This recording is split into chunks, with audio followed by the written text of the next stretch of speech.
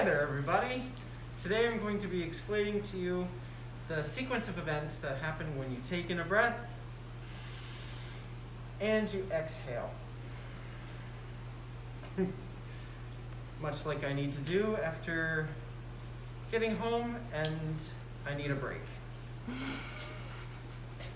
So let's start with that. When you breathe, you're breathing O2 in, and you're exhaling carbon dioxide out. How does this happen, you might ask? Ignore the voice crack. Let's take first a look at the Perutz model.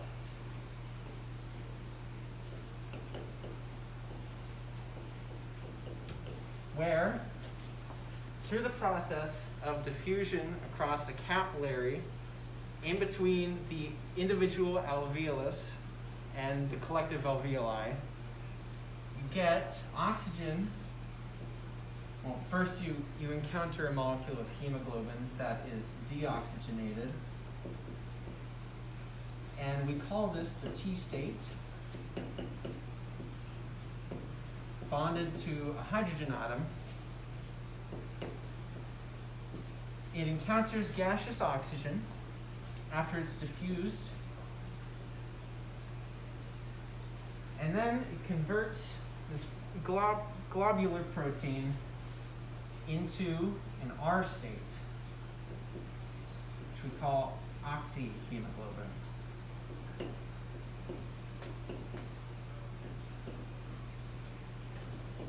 And at the very end, we release this proton,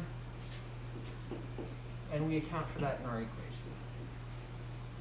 Okay, so like I just said, when we breathe in, this oxygen diffuses across the capillaries and into the blood, where it is then picked up by oxygen, and then we have more of this oxygenated hemoglobin.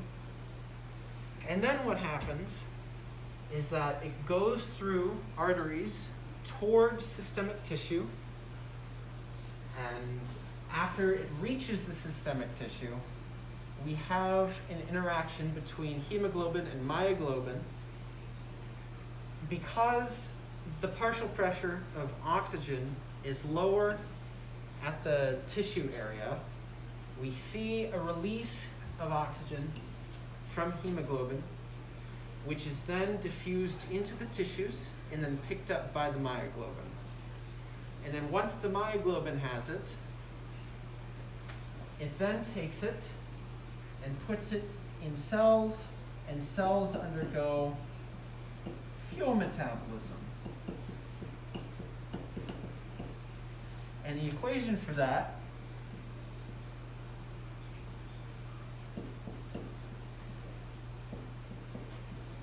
is such that when you take a fuel and you add oxygen, it becomes CO2 and water, and more importantly, ATP.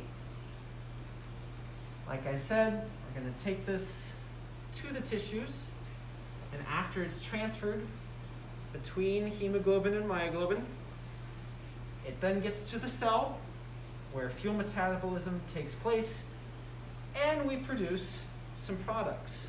Now we're going to talk about two of these products. Water is kind of like an in-between product that really doesn't matter because, we take in like 9 liters a day and we excrete 9 liters a day or something like that. So we're just going to ignore it for our purposes today.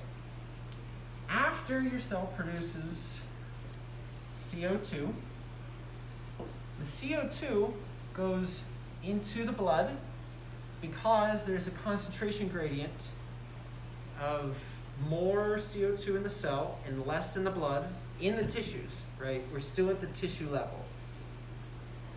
The CO2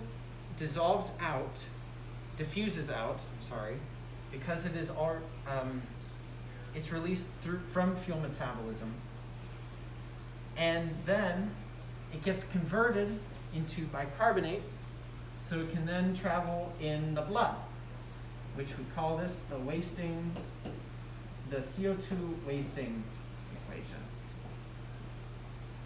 where we take CO2 and water, and this is also a part where water comes into play. And through the presence of carbonic anhydrase, labeled Ca, we get bicarbonate, which is H2, CO3, which then dissociates into H, CO3 negative, and a proton. Okay, so now let me write this arrow. Get this, and at the tissue level, we get this. I'm going to label this arrow as tissue to blood, because that's the process necessary for CO2 to get into the blood.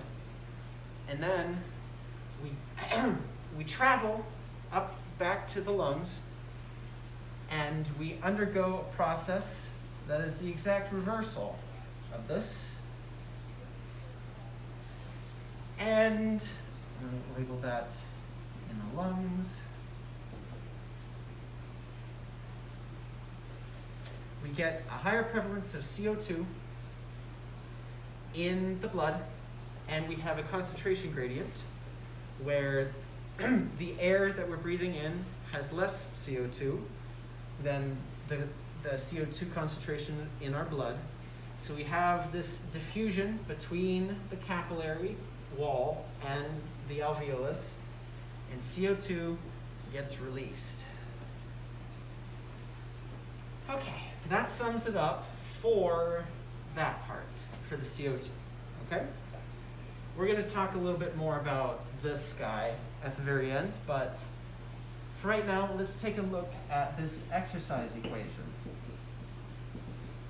which is such that ATP plus water gets transformed into ADP